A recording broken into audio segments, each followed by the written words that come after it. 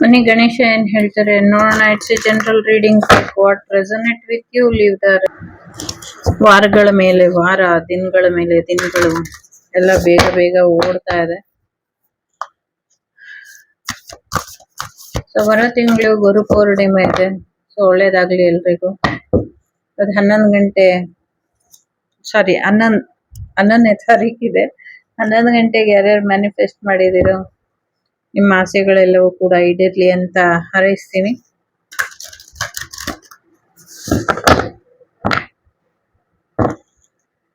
Next month is also important ಆಯ್ತಾ. Next month 10ನೇ ತಾರೀಕು ಗುರು ಪೌರ್ಣಿಮೆ ಇದೆ. ಗುರುವಾರನೇ ಬಂದಿದೆ.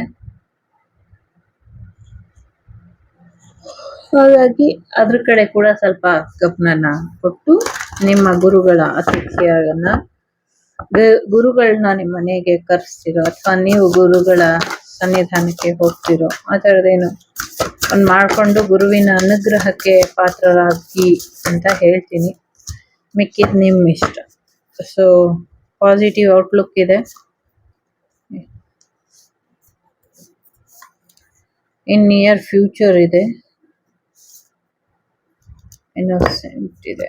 ಮುಗ್ಧತೆಯಿಂದ ಏನ್ ಪ್ರಾರ್ಥನೆ ಮಾಡಿದೀರಾ, ನಿಸ್ವಾರ್ಥವಾಗಿ ಏನ್ ಪ್ರಾರ್ಥನೆ ಮಾಡಿದೀರಾ ಅದೆಲ್ಲವೂ ಕೂಡ ಭಗವಂತನಿಗೆ ತಲುಪ್ತಾ ಇದೆ ಅನ್ನುವಂಥದ್ದು ಕೂಡ ಇದೆ.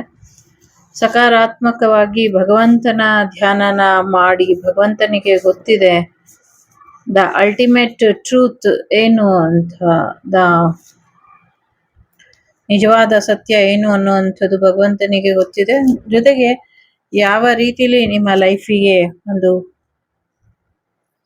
ನ್ಯೂ ಬಿಗಿನಿಂಗ್ ಇರಬಹುದು ಅಥವಾ ಒಂದು ಪಾಸಿಟಿವ್ ಔಟ್ಕಮ್ ಇರಬಹುದು ಅಥವಾ ಮುಂದಿನ ದಿನಗಳಲ್ಲಿ ಯಾವ ರೀತಿಯ ಬದಲಾವಣೆನ ನಿಮ್ಮ ಜೀವನಕ್ಕೆ ಮಾಡಬೇಕು ಅನ್ನೋದಿರಬಹುದು. ಇದೆಲ್ಲನೂ ಕೂಡ ಗಣೇಶ ಡಿಸೈಡ್ ಮಾಡಿದಾರೆ ಆಲ್ರೆಡಿ, ಹಂಗೆ ನಡೆಯುತ್ತೆ ಅನ್ನುವಂಥದ್ದು ಕೂಡ ಇದೆ.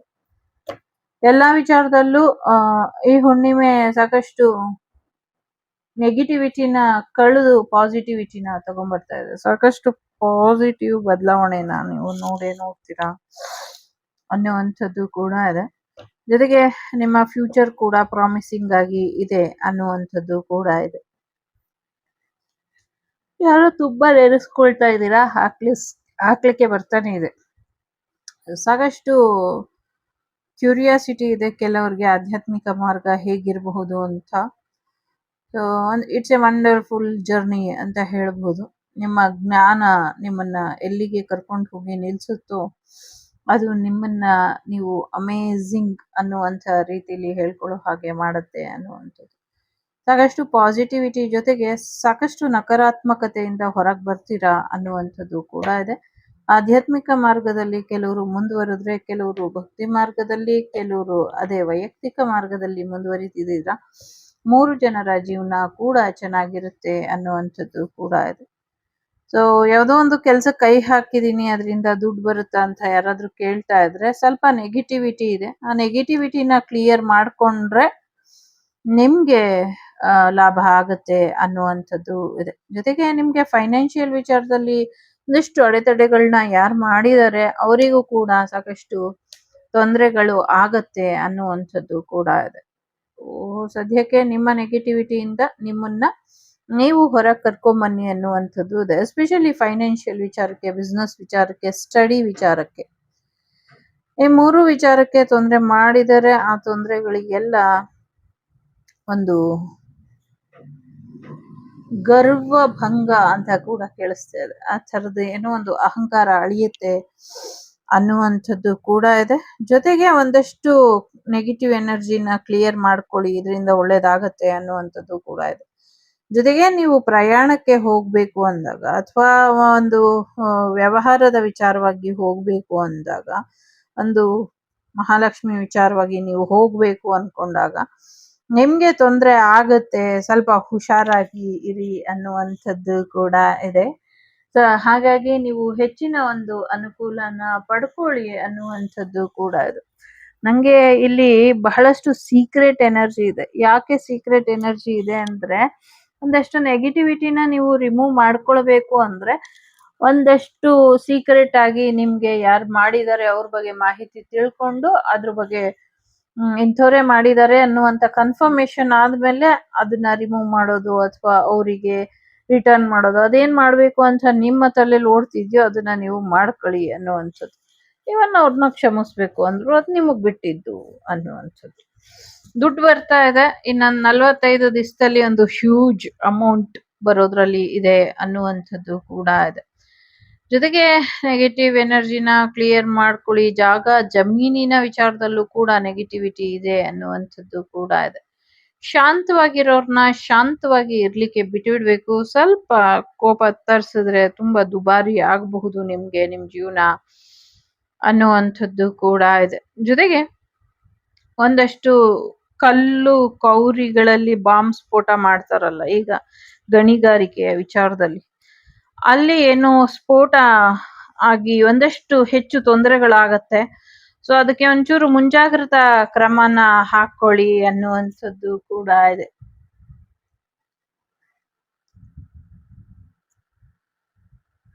ಇಲ್ಲಿ ಒಂದಷ್ಟು ಗರುಡ ರಕ್ಷೆ ಮತ್ತು ನಾಗರಕ್ಷೆ, ಗರುಡ ರಕ್ಷೆ ಮತ್ತು ನಾಗರಕ್ಷೆ ಎರಡರ ಬಗ್ಗೆನೂ ಕೂಡ ಒಂದು ಜುಗಲ್ಬಂದಿ ತರ ಅನ್ನಿಸ್ತಾ ಇದೆ. ಯಾಕೆ ಅಂತ ನನಗ್ ಗೊತ್ತಾಗ್ತಾ ಇಲ್ಲ. ಎರಡರ ಜುಗಲ್ಬಂದಿ ತರ ಇದೆ, ಬಟ್ ಎರಡು ಕೂಡ ನಿಮ್ಗೆ ರಕ್ಷೆ ಕೊಡ್ತಾ ಇದೆ ಅನ್ನುವಂಥದ್ದು ಕೂಡ ಇದೆ. ಸೊ ಎರಡು ಕೂಡ ನಿಮ್ಗೆ ರಕ್ಷೆ ಕೊಡುತ್ತೆ, ರಕ್ಷೆ ಕೊಡ್ತಾ ಇದೆ ಅನ್ನುವಂಥದ್ದು ಕೂಡ ಇದೆ. ಸೊ ಹೆಲ್ಮೆಟ್ ಧರಿಸಿ ಪ್ರಯಾಣ ಮಾಡ್ಬೇಕಾದ್ರೆ ಅನ್ನುವಂಥದ್ದು ಕೂಡ ಇದೆ. ಥರ್ಡ್ ಪಾರ್ಟಿ ಸಿಚುವೇಶನ್ ಏನಿದೆ ಅದನ್ನ ರಿಮೂವ್ ಮಾಡ್ಕೊಳ್ಳಿ ಅನ್ನುವಂಥದ್ದು ಇದೆ. ಈಗ ನಾನು ಚಾಟಿ ಎತ್ತಿ ಬೀಸಿದ್ರೆ ಎಲ್ರೂ ಚೂರ್ ಚೂರ್ ಆಗೋಗ್ತೀರಾ, ಹುಷಾರ್ ಅನ್ನುವಂಥ ಎಚ್ಚರಿಕೆ ಇಲ್ಲಿ ಗಣೇಶನಿಂದ ಇದೆ ಅನ್ನುವಂಥದ್ದು ಕೂಡ ಇದೆ. ಸೊ ಸ್ವಲ್ಪ ಕೇರ್ಫುಲ್ ಆಗಿ ಇರಿ. ಜೊತೆಗೆ ನಿಮ್ಗೆ ಪ್ರೊಟೆಕ್ಷನ್ ಇದೆ, ಪ್ರಯಾಣದಲ್ಲಿ ಹೋಗ್ಬಿಟ್ಟು ಬರಬಹುದು ಅನ್ನುವಂಥದ್ದು ಇದೆ. ರೂಟ್ ಚಕ್ರ ಇಂದ ಕ್ರೌನ್ ಚಕ್ರವರೆಗೂ ಬ್ಲಾಕೇಜಸ್ ಇದೆ, ಬ್ಲಾಕೇಜಸ್ ನ ರಿಮೂವ್ ಮಾಡ್ಕೊಳ್ಳಿ ಅನ್ನುವಂಥದ್ದು ಇದೆ. ಸೊ ರೂಟ್ ಚಕ್ರ ಇಂದ ಕ್ರೌನ್ ಚಕ್ರವರೆಗೂ ಬ್ಲಾಕೇಜಸ್ ರಿಮೂವ್ ಮಾಡಿಕೊಂಡು ಓಂಕಾರದ ಮೆಡಿಟೇಷನ್ ಮಾಡಿ ಅನ್ನುವಂಥದ್ದು ಕೂಡ ಇದೆ. ಒಂದು ಡಿವೈನ್ ಸಪೋರ್ಟ್ ನಿಮ್ಗೆ ಸಿಗತ್ತೆ ಅನ್ನುವಂಥದ್ದು ಇದೆ. ಯಾವಾಗ ನಿಮ್ಮ ಚಕ್ರಗಳು ಕ್ಲಿಯರ್ ಆಗತ್ತೆ, ನಿಮ್ಮ ಚಕ್ರಗಳು ಪಾಸಿಟಿವ್ ಆಗಿರುತ್ತೆ, ಯಾರು ಏನೇ ಮಾಡಿದ್ರು ನಿಮ್ಗೇನು ಆಗೋದಿಲ್ಲ. ಸೊ ಹಾಗಾಗಿ ಶತ್ರು ಮಾಡ್ಸಿದ್ರು, ಮಿತ್ರ ಮಾಡ್ಸಿದ್ರು, ಬಂಧು ಮಾಡ್ಸಿದ್ರು, ಅವ್ರು ಮಾಡ್ಸಿದ್ರು, ಇವ್ರು ಮಾಡ್ಸಿದ್ರು ಅನ್ನೋದ್ಕಿಂತ ನಿಮ್ಮ ಚಕ್ರಗಳನ್ನ ಹೇಗೆ ಬ್ಲಾಕೇಜ್ ಇಂದ ರಿಮೂವ್ ಮಾಡೋದು, ನಿಮ್ಮ ಚಕ್ರಗಳನ್ನ ಹೇಗೆ ಸರಿಪಡಿಸ್ಕೊಳ್ಳೋದು, ಇದ್ರ ಕಡೆ ಗಮನನ ಕೊಡಿ ಅನ್ನುವಂಥದ್ದು ಇದೆ ಇಲ್ಲಿ. ಪ್ರೆಗ್ನೆನ್ಸಿ ಬರುವಂತ ಸಾಧ್ಯತೆಗಳು ಇದೆ. ತಾಯಿ ಮಗುವಿನ ಆರೋಗ್ಯದ ಕಡೆ ಹೆಚ್ಚಿನ ಗಮನನ ಕೊಡಿ ಅನ್ನುವಂಥದ್ದು ಕೂಡ ಇದೆ.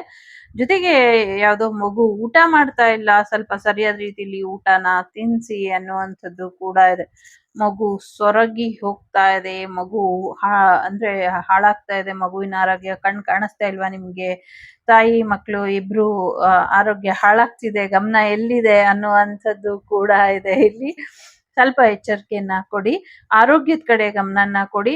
ಓವರ್ ವೆಯ್ಟ್ ಇದ್ರೆ ಸ್ವಲ್ಪ ವೆಯ್ಟ್ ರಿಡ್ಯೂಸ್ ಮಾಡ್ಕೊಳ್ಳಿ ಅನ್ನುವಂಥದ್ದು ಕೂಡ ಇದೆ ಇಲ್ಲಿ. ಓಕೆ, ಜೊತೆಗೆ ಏನೋ ಒಂದು ಹರಕೆ ಇತ್ತು, ತೀರ್ಸ್ಬೇಕು ಅನ್ಕೊಂಡಿರೋರು ತೀರ್ಸಕ್ ಆಗ್ತಾ ಇಲ್ಲ, ಹೋಗ್ಬೇಕು ಅನ್ಕೊಂಡ್ರೆ ಸಾಕಷ್ಟು ಅಡ್ಡಿ ಬರ್ತಿದೆ. ಸೊ ಇನ್ನೊಮ್ಮೆ ಶಿವನ ಆಶೀರ್ವಾದಕ್ಕೆ ಮೊರೆ ಬೀಳಿ, ಶಿವ ಕಾಪಾಡಪ್ಪ ಅಂತ ಕೇಳ್ಕೊಳ್ಳಿ. ಶಿವನ ಅಭಿಷೇಕ ಮಾಡಿಸಿ, ರುದ್ರಾಭಿಷೇಕ ಮಾಡಿಸಿ, ಇದರಿಂದ ಒಳ್ಳೇದಾಗತ್ತೆ.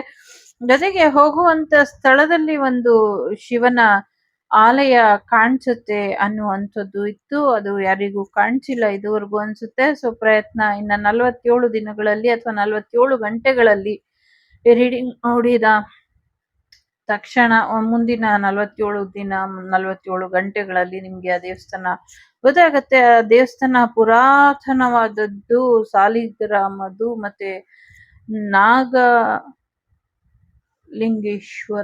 ಅನ್ನುವಂಥದ್ದು ಕೂಡ ಇದೆ. ಜೊತೆಗೆ ಅಲ್ಲಿ ನಾಗದೋಷಗಳಿಗೆ ಮುಕ್ತಿ ಖಂಡಿತವಾಗ್ಲೂ ಸಿಗುತ್ತೆ. ಸಾಕ್ಷಾತ್ ನಾಗನ ಕುಲದವರು ಪ್ರತಿಷ್ಠಾಪನೆ ಮಾಡಿರುವಂತ ದೇವಾಲಯ ಅಂತ ತೋರಿಸ್ತಾ ಇದೆ. ಇದು ಇದುವರೆಗೂ ಬೆಳಕಿಗೆ ಬಂದಿಲ್ಲ, ಇದೇನು ಇವಾಗಿರೋದಲ್ಲ, ಸುಮಾರು ಸಾವಿರಾರು ಸಹಸ್ರ ವರ್ಷಗಳ ಕೆಳಗೆ ನಡೆದಿರುವಂಥದ್ದು. ಕುಂಭಮೇಳದ ಹೊತ್ತಿಗೆ ಅಥವಾ ನಾಳ ಸಮಥಿಂಗ್ ಏನೋ ಕುಂಭ ಅಂತ ಕೇಳಿಸ್ತಾ ಇದೆ. ಆ ಸಮಯಕ್ಕೆ ಸರಿಯಾಗಿ ಇದು ಬೆಳಕಿಗೆ ಬರುತ್ತೆ.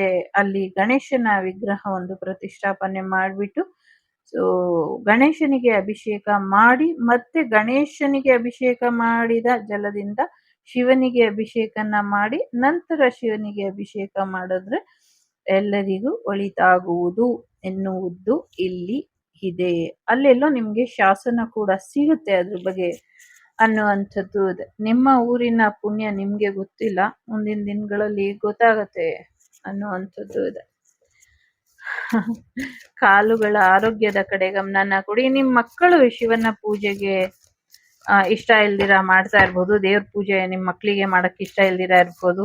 ಮೇ ಬಿ ಆಡೋ ಮೈಂಡ್ ಇರೋದ್ರಿಂದ ಅವರಿಗೆ ಒಂಚೂರು ಇಂಟ್ರೆಸ್ಟಿಂಗ್ ಪುರಾಣ ಕಥೆಗಳನ್ನ ಹೇಳಿದ್ರೆ ಅವರು ಕೂಡ ತುಂಬಾ ಇಂಟ್ರೆಸ್ಟಿಂಗ್ ಆಗಿ ಇನ್ ಮುಂದೆ ಪೂಜೆ ಪುನಸ್ಕಾರಗಳನ್ನ ಮಾಡ್ಕೊಳ್ತಾರೆ. ಮಕ್ಕಳಿಗೆ ಒಂದಷ್ಟು ಪುರಾಣ ಕಥೆಗಳನ್ನ ಹೇಳಿ ಇಂಟ್ರೆಸ್ಟಿಂಗ್ ಆಗಿ ಇರುತ್ತೆ ಅನ್ನುವಂಥದ್ದು.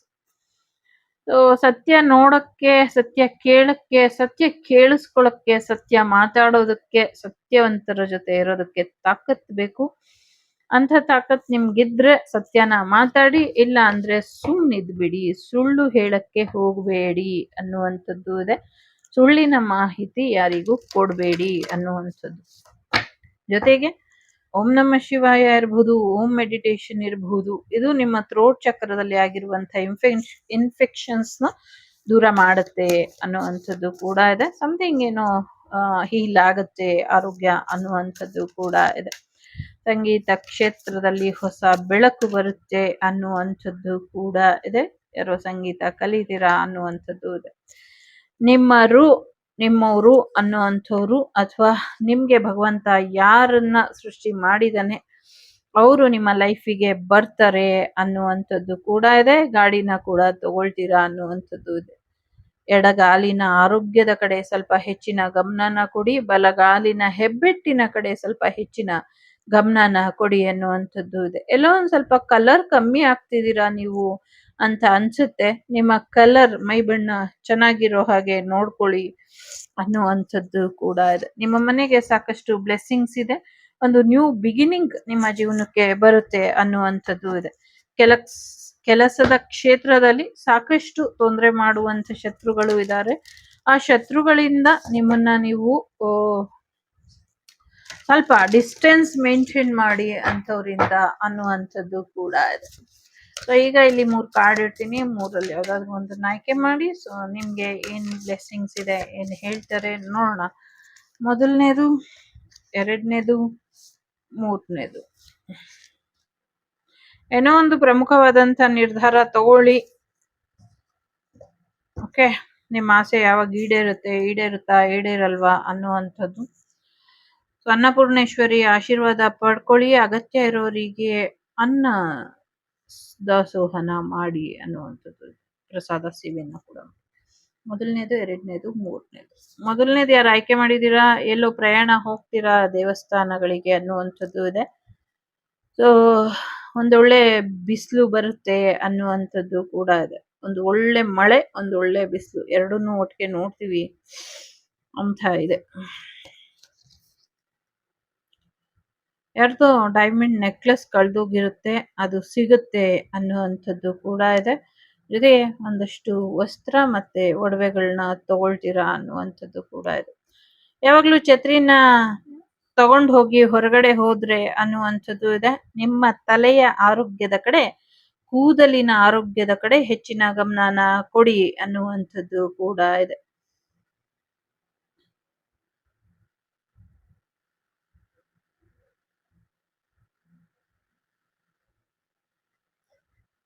ಸೊ ವಾಗ್ದೇವಿ ಕುಟುಂಬದ ಪ್ರತಿಯೊಬ್ರು ನಿಮ್ಮ ತಲೆ ಕೂದಲಿನ ಆರೋಗ್ಯದ ಕಡೆ ಗಮನ ಕೊಡಬೇಕು.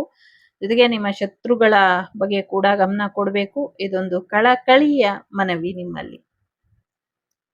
ಜೊತೆಗೆ ಆಗ್ಲೇ ಹೇಳ್ದಂಗೆ ನಿಮ್ಮ ಕಾರ್ಯಕ್ಷೇತ್ರ, ಕೆಲಸ ಏನಿದೆ ಅಲ್ಲಿ ನಿಮ್ಮ ಐಡಿಯಾಸನ್ನೆಲ್ಲ ಬೇರೆಯವರು ಟ್ರ್ಯಾಪ್ ಮಾಡ್ತಿದ್ದಾರೆ ಅಥವಾ ಕದ್ಕೊಂಡು ಹೋಗಿ ಅವರು ಮಾಡ್ತಿದ್ದಾರೆ.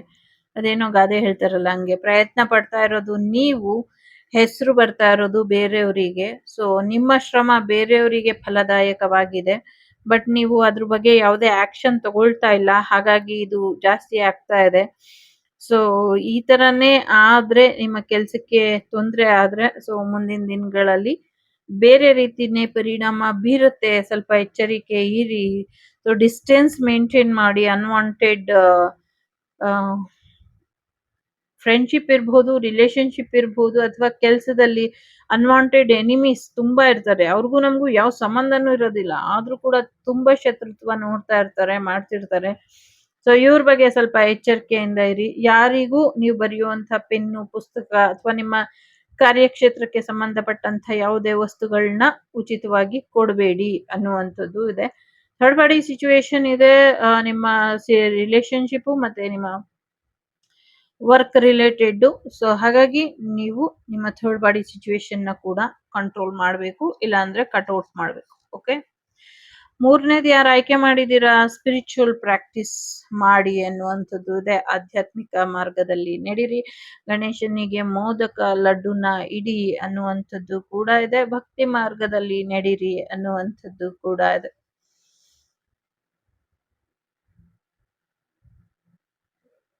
ಮೂರನೇದು ಯಾರು ಆಯ್ಕೆ ಮಾಡಿದೀರಾ ಅವರಿಗೆ ಗಣೇಶ ಹತ್ಕೊಂಡು ಹೇಳ್ತಾ ಇದ್ದಾರೆ, ನಾನು ಇದೀನಿ ಮಗು, ಯಾಕೆ ಹೆದರ್ತೀಯಾ, ಮುನ್ನಡಿ ಅಂತ. ಸಮಥಿಂಗ್ ವೈಲೆಟ್ ಆರ್ ಒಂಥರ ash grey colour, violet ash grey colour mix ಮಾಡಿದ್ರೆ ಬರುತ್ತಲ್ಲ, ಮೆಟಾಲಿಕ್ ಒಂಥರ ಮೆಟಾಲಿಕ್ ಪರ್ಪಲ್ ತರ, ಆ ತರ ಕಲರ್ದೇನೋ ಒಂದು ಗಿಫ್ಟ್ ಬರುತ್ತೆ ನಿಮ್ಗೆ ಅಂತ ಇದೆ. ಗಣೇಶ ನಿಮ್ ಬಗ್ಗೆ ತುಂಬಾ ದುಃಖಿತನಾಗಿದ್ದಾನೆ.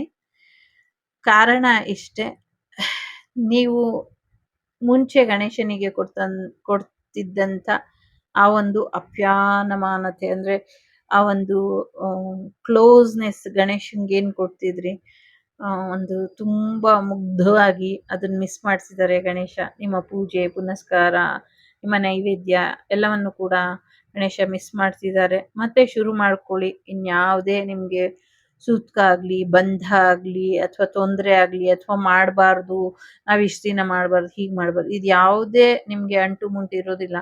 ನಿರಂತರವಾಗಿ ಮಾಡ್ತಾ ಹೋಗಿ. ಭಗವಂತ ಸಂಪ್ರೀತನಾಗಿ ನಿಮ್ಮನ್ನ ತನ್ನ ತಲೆ ಮೇಲೆ ಇಟ್ಟಿ ಮೆರೆಸೋದಕ್ಕೆ ರೆಡಿ ಆಗಿದ್ದಾನೆ ಗಣೇಶ. ಸೊ ಭಕ್ತರನ್ನ ತಲೆ ಮೇಲೆ ಮೆರೆಸೋದು ಭಗವಂತ ಮಾತ್ರ. ಮನುಷ್ಯರನ್ನ ತಲೆ ಮೇಲೆ ಮೆರೆಸಿದ್ರೆ ಅವ್ರು ಯಾವಾಗ ನಮ್ಮನ್ನ ಎತ್ತಿ ಪಾತಾಳಕ್ಕೆ ಹೋಗ್ತಾರೆ ಅಂತ ಗೊತ್ತಾಗೋದಿಲ್ಲ. ಸೊ ಹಾಗಾಗಿ ಹುಷಾರಾಗಿರಿ, ಜೊತೆಗೆ ಭಕ್ತಿ ಮಾರ್ಗದಲ್ಲಿ ಇರಿ. ನಿಮ್ಮ ಮಕ್ಕಳ ಆರೋಗ್ಯದ ಕಡೆ ಗಮನನ ಕೊಡಿ. ಯಾರ ಮೇಲೋ ಮಕ್ಕಳ ಮೇಲೆ ದೈವ ಆವಾಹನೆ ಆಗತ್ತೆ ಅನ್ನುವಂಥದ್ದು ಕೂಡ ಇದೆ. ಹೆಚ್ಚಿನ ಒಳಿತಾಗತ್ತೆ, ಹೆಚ್ಚಿನ ಭರವಸೆ ಇರ್ಲಿ, ಹೆಚ್ಚಿನ ಸುಖ ಬರುತ್ತೆ, ಹೆಚ್ಚಿನ ಕಂಟ್ರೋಲ್ ಇರ್ಲಿ ಮೈ ಮೇಲೆ, ಹೆಚ್ಚಿನ ಹಣ ಬರುತ್ತೆ, ಹಣ ಸದುಪಯೋಗ ಆಗ್ಲಿ.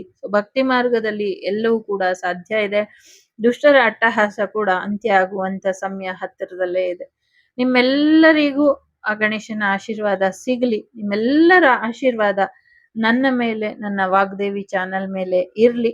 ನಿಮ್ಮೆಲ್ಲರ ಪಾದಾರವಿಂದಕ್ಕೆ ನನ್ನ ಶಿರಸಾಷ್ಟಾಂಗ ನಮನನ ಹೇಳ್ತಾ, ಈ ರೀಡಿಂಗ್ ಗಣೇಶನ ಪಾದಾರವಿಂದಕ್ಕೆ ಸಮರ್ಪಣೆ ಮಾಡ್ತಾ, ಕೃಷ್ಣ ಅರ್ಪಣಮಸ್ತು ಅಂತ ಕೂಡ ಹೇಳ್ತಾ, ಸೊ ಎಲ್ಲರಿಗೂ ಒಳ್ಳೇದಾಗ್ಲಿ. ವಸುದೈವಕ ಕುಟುಂಬ, ವಾಗ್ದೇವಿ ಕುಟುಂಬ ಯಾವಾಗ್ಲೂ ಸಮೃದ್ಧಿಯಿಂದ ಇರ್ಲಿ ಅಂತ ಕೇಳ್ಕೊಳ್ತಾ ಸಿಗ್ತೀನಿ ಮುಂದಿನ ವಿಡಿಯೋಲಿ. ಅಲ್ಲಿವರೆಗೂ ನಾನು ನಿಮ್ಮ ಅಭಿಮಾನಿ ಕಮಲಾಕ್ಷಿ. ಸಿಗ್ತೀನಿ ಮುಂದಿನ ವಿಡಿಯೋಲಿ. ಅಲ್ಲಿವರೆಗೂ ಟೇಕ್ ಕೇರ್, ಬಾಯ್, ನಮಸ್ತೆ. ಲೋಕ ಸಮಸ್ತ ಸುಖಿನೋ ಭವಂತು, ಸಮಸ್ತ ಸನ್ಮಂಗಳಾನಿ ಭವಂತು, ಧರ್ಮೋ ರಕ್ಷತಿ ರಕ್ಷಿತಃ. ಎಲ್ಲರಿಗೂ ಒಳ್ಳೆಯದಾಗಲಿ. Keep smiling.